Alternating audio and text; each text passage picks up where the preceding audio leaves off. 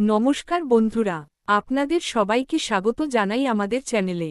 আজ আমরা আপনাদের নিয়ে যাচ্ছি পশ্চিমবঙ্গের এক রহস্যময়, ঐতিহাসিক এবং শক্তির আধার তাম্রলিপ্তের পবিত্র বর্গভীমা মন্দিরে। জানেন কি, এই মন্দির শুধু একটি পূজাস্থল নয়, এটি ভারতের অন্যতম প্রাচীন শক্তিপীঠ হিসেবে পরিচিত। এমনকি অনেকে মনে করেন ৫১ পীঠের মধ্যে এটিই প্রথম পীঠ। এই মন্দির ঘিরে রয়েছে অসংখ্য পৌরাণিক কাহিনী, ইতিহাস আর অলৌকিক ঘটনার গল্প, যেখানে দেবী নিজে ভক্তদের রক্ষা করেন। এমনকি কালাপাহাড়ের মতো মন্দির ধ্বংসকারীও এখানে এসে থেমে গিয়েছিলেন। তাহলে চলুন, আজকের ভিডিওতে আমরা জানব বর্গভীমা মন্দিরের ইতিহাস, রহস্য এবং এর অসাধারণ মাহাত্ম্য। ভিডিওটি শেষ পর্যন্ত দেখবেন, কারণ শেষের দিকে রয়েছে কিছু চমকপ্রদ তথ্য। বর্গভীমা বা ভীমরূপা মাতা বঙ্গদেশের পৌরাণিক তাম্রলিপ্ত জনপদের অধিষ্ঠাত্রী দেবী। তিনি হলেন কালী, মতান্তরে উগ্রতারা। তিনি পশ্চিমবঙ্গের তথা প্রাচীন বঙ্গদেশের ঐতিহাসিক বন্দর শহর তাম্রলিপ্ত শহরের প্রাণকেন্দ্রে প্রতিষ্ঠিত রয়েছেন। অনুমান করা হয়, পৌরাণিক তাম্রলিপ্ত জনপদ প্রতিষ্ঠার পূর্ব থেকেই তার মন্দির এই স্থানে প্রতিষ্ঠিত। ভারতের অন্যতম জাগ্রত ও প্রধান শক্তিপীঠ। পীঠ নির্ণায়ক তত্ত্ব অনুযায়ী এটি ৫১ পীঠের প্রথম পীঠ, যা প্রাচীন ধ্রুপদী বাংলা মাতৃকা উপাসনা ও শক্তি আরাধনার চিহ্ন বহন করছে। শাক্ত ঐতিহ্যের কারণে মেদিনীপুর জেলার অনেক বিপ্লবী এখানে শপথ নিয়েছিলেন যে তারা ধর্মের পথে চলবেন এবং সশস্ত্র বিপ্লবের মাধ্যমে মাতৃভূমিকে পরাধীনতা থেকে মুক্ত করবেন। ভারতের বিখ্যাত বিপ্লবী ক্ষুদিরাম বসু এখানে পূজা করতে আসতেন। স্থানীয় লোকেরা এই মন্দিরে দুর্গাপূজা, বাংলা নববর্ষ এবং কালী পূজা উপলক্ষে বিশাল উৎসব উদযাপন করে। এই মন্দিরে প্রসাদ দেবীর জন্য প্রতিদিন প্রস্তুত হয় এবং বেশিরভাগ শক্তি মন্দিরের মতো দেবীর প্রসাদও নিরামিষ হয় না। দেবীর প্রসাদ হিসেবে এখানে শোল মাছ রান্না বাধ্যতামূলক। বলির আচারটি এখন বাতিল করা হলেও বছরে একবারে এখনও তা হয়। ঐতিহাসিকদের মতে এই মন্দিরটি একটি বৌদ্ধ সংঘ। পূর্ব ভারতের হিন্দু ধর্মের পুনরুত্থানে বঙ্গদেশের শক্তির আরাধকদের পৃষ্ঠপোষকতায় এটি হিন্দু মন্দিরে রূপান্তরিত হয়েছে। সেই হিসাবে এই মন্দির সেন যুগ, বল্লাল সেন আমলে তৈরি হয়। ব্রহ্মপুরাণ হিসাবে আগে বর্গভীমার জন্য তাম্রলিপ্ত একটি বিশিষ্ট সিদ্ধপীঠ হিসেবে প্রকীর্তিত ছিল। পুরাকালে দেবাদিদেব মহাদেব দক্ষযজ্ঞে ব্রহ্মার পুত্র দক্ষ প্রজাপতিকে নিহত করলে ব্রহ্মহত্যার ফলস্বরূপ শরীর বিসৃষ্ট দক্ষের মাথা মহাদেবের হাতে সংশ্লিষ্ট হয়। মহাদেব কোনো প্রকারেই একে নিজের হাত থেকে বিচ্ছিন্ন না করতে পেরে উদ্দাম নৃত্য করতে থাকেন, তাতেও হাত থেকে বিচ্ছিন্ন করতে না পেরে পৃথিবীর বিভিন্ন তীর্থে পরিভ্রমণ করতে থাকেন। কিন্তু দক্ষের মাথা তার হাত থেকে কিছুতেই বিসৃষ্ট না হওয়ায় তিনি বাধ্য হয়ে বিষ্ণুর নিকটে উপস্থিত হলেন। তখন বিষ্ণু বললেন, অহং তে কথয়িষ্যামি যত্র নশ্যতি পাতকং, তত্র গতা ক্ষণামুক্ত পাপাদ্ধর্গ ভবিষ্যসি। অর্থাৎ, সেখানে গমন করলে জীব ক্ষণকাল মধ্যে পাপ থেকে মুক্ত হয় এবং সকল পাপ বিনষ্ট হয়। তোমায় সে স্থানের মাহাত্ম্য বলব। এই বলে বিষ্ণু বললেন, আস্তি ভারতবর্ষস্য দক্ষিণস্যাং মহাপুরী, তমলিপ্তং সমাখ্যাতং গুরুতীর্থ বরং বসেত, তত্র স্নাতা চিরাদেব সম্যগেশ্বসী মৎপুরীং জগাম, তীর্থরাজস্ব দর্শনার্থম মহাশয়। অর্থাৎ, ভারতবর্ষের দক্ষিণে তমলিপ্ত বা তাম্রলিপ্ত নামে মহাতীর্থ আছে, তাতে গুরুতীর্থ বাস করে।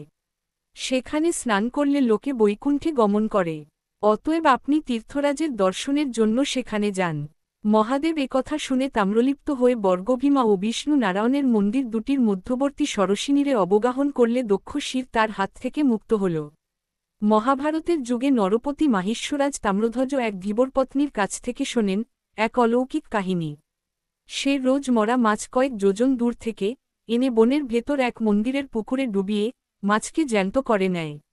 তারপর নিয়ে যায় রাজবাটিতে।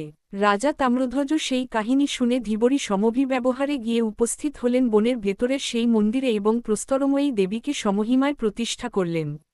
ইতিহাসের দলিল ও প্রচলিত জনশ্রুতি অনুযায়ী, বঙ্গদেশের হিন্দু যখন কালাপাহাড়ের ভয়ানক ধ্বংসলীলার সম্মুখীন, ঠিক তখন কালাপাহাড়ের মতো ভয়ানক হিন্দুবিদ্বেষী মূর্তি ও মন্দির নাশকের নাশকতাও থেমে গিয়েছিল এই মায়ের মন্দিরে এসে।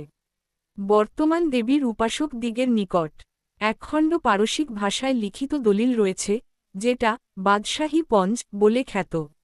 ১৫৬৭-৬৮ খ্রিস্টাব্দ নাগাদ দুরন্ত কালাপাহাড় উড়িষ্যা বিজয়ের পর বঙ্গদেশের তাম্রলিপ্তে প্রবেশ করেছেন, তিনি এই দেবীকে দর্শন করে শক্তিহীন হয়ে পড়েন এবং এই ঐতিহাসিক দলিল রচনা করেন। কিংবদন্তি মেশা কাহিনী বিস্ময়কর, লোমহর্ষক। কালাপাহাড় সুলেমান করনানীর সেনাপতি ছিলেন। উড়িষ্যা অভিযানকালে কালাপাহাড় মন্দির ও দেবদেউল ধ্বংস করে বঙ্গদেশে এগিয়ে চলেছেন রূপনারায়ণের দিকে। তটে শিবির খাটিয়ে বর্গভীমার মন্দিরের দিকে একা এগিয়ে চললেন কালাপাহাড়। মন্দিরের দেবীগৃহের দুয়ারে এসে দাঁড়ালেন কালাপাহাড়। তারপর মন্দির ধ্বংস করে তাঁবুতে না ফেরায় তাঁবুর পাঠান সৈনিকরা স্তম্ভিত হন। তারা মন্দিরে এসে দেখেন দেবী বর্গভীমার পদতলে আশ্রয় নিয়ে ঘুমিয়ে পড়েছেন সুলেমান করনানীর সেনাপতি কালাপাহাড়। মূর্তিনাশক কালাপাহাড় জীবনে প্রথম ও একমাত্র মূর্তিকে ধ্বংস করতে এসেও ধ্বংস করতে পারেননি। সেই মূর্তি আজও তমলুকের মন্দিরে আরতির আলোকে প্রতি সন্ধ্যায় দীপ্ত হয়ে ওঠে। কালাপাহাড় সম্ভবত জালাল শাহের সময় 1260 এর দিকে বর্তমান ছিলেন। রাজেন্দ্রলাল গুপ্ত একটি প্রবন্ধে সুরেশচন্দ্র সমাজপতি সম্পাদিত সাহিত্য পত্রিকায় লিখেছেন, বর্গভীমা মন্দির পূর্বে বৌদ্ধ মন্দির ছিল। এখনও মূল মন্দিরের চারদিকে অনেকগুলি ছোট ছোট গৃহ বা বিহার দেখা যায়। কালের আমোঘ নিয়মে তার অনেকগুলি ধ্বংস হলেও দুয়েকটি এখনও টিকে আছে। বর্তমান মন্দিরটিতে সম্ভবত প্রধান আচার্য থাকতেন। মন্দিরের গঠন অনেকটা বুদ্ধ গয়ার মন্দিরের মতো। দেবী বর্গভীমাকে অনেকে চণ্ডীতন্ত্রে কথিত ভীমাদেবী বলে মনে করেন। 51 পীঠের মধ্যে তমলুকের বর্গভীমাও একটি পীঠস্থান। দেবী কপালিনী, ভীমরূপা ও ভৈরব সর্বানন্দ। দেবী ধর্ম, অর্থ, কাম এবং মোক্ষ এই 4 বর্গ একত্রে প্রদান করেন, তাই তিনি বর্গভীমা। এই দেবীর মূর্তি একটি প্রস্তরের সম্মুখভাগ খোদাই করে নির্মাণ করা হয়েছে। এই মূর্তির গঠন উগ্রতারা মূর্তির মতোই। প্রতিকৃতিটি কালো পাথরে খোদাই করা। এরকম খোদাই করা মূর্তি সচরাচর দেখা যায় না। এই দেবীর ধ্যান ও পূজাদি যোগিনী মন্ত্র ও নীল তন্ত্রানুসারে সম্পাদিত হয়।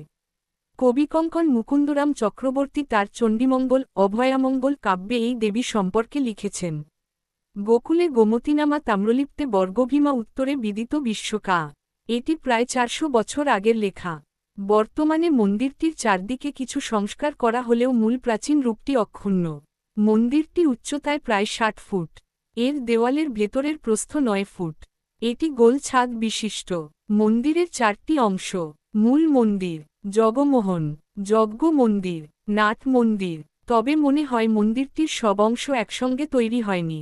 মন্দিরের বাইরের দেওয়ালে অষ্টাদশ শতাব্দীর শৈলীতে 27টি পোড়ামাটির বিভিন্ন দেবদেবীর মূর্তি রয়েছে। এ মন্দির রেখা দেউল রীতির। এখনকার রূপ বিশ্লেষণ করলে মনে হয় দ্বাদশ বা ত্রয়োদশ শতাব্দীর কোনো এক সময় এ মন্দির নির্মিত হয়েছে। বর্তমানে এই মন্দিরের অনেক সংস্কার করা হয়েছে। বাইরের টেরাকোটার মূর্তিগুলি সিঁদুরে লেপ্টে গেছে। মূল দেবী মূর্তি ও মুখোশ পরানোর ফলে আজ আর স্পষ্ট দেখা যায় না। দুর্গাপূজার সময় মহাধুমধাম সহকারে ষোড়শ প্রচারে পূজা করা হয়। মহাষ্টমীর লগ্নে বলিও দেওয়া হয়। বাইরের হাড়ি কাঠে লাল সিঁদুরের গভীর প্রলেপ রয়েছে। প্রতিদিন প্রহরে প্রহরে ভোগ দেওয়া হয়। এছাড়া বিবাহ, অন্নপ্রাশন, উপনয়ন এই সব অনুষ্ঠান এই মন্দিরে মহাসমারোহে উদযাপিত হয়। তো বন্ধুরা, এটাই ছিল তাম্রলিপ্তের পবিত্র বর্গভীমা মন্দিরের ইতিহাস, কাহিনী এবং মাহাত্ম্য। ভিডিওটি যদি আপনাদের ভালো লেগে থাকে তাহলে অবশ্যই একটি লাইক দিন। আর এরকম আরও ইতিহাস ও রহস্যময় জায়গার ভিডিও দেখতে চাইলে চ্যানেলটি সাবস্ক্রাইব করতে ভুলবেন না। আপনারা যদি আগে কখনো বর্গভীমা মন্দিরে গিয়ে থাকেন তাহলে আপনার অভিজ্ঞতা কমেন্টে শেয়ার করুন, আমরা জানতে খুবই আগ্রহী। ভিডিওটি আপনার বন্ধু ও পরিবারের সঙ্গে শেয়ার করুন, যাতে তারাও এই প্রাচীন শক্তিপীঠ সম্পর্কে জানতে পারে। আজকের মতো এখানেই শেষ করছি। সবাই ভালো থাকুন, সুস্থ থাকুন। জয় মা বর্গভীমা। ধন্যবাদ।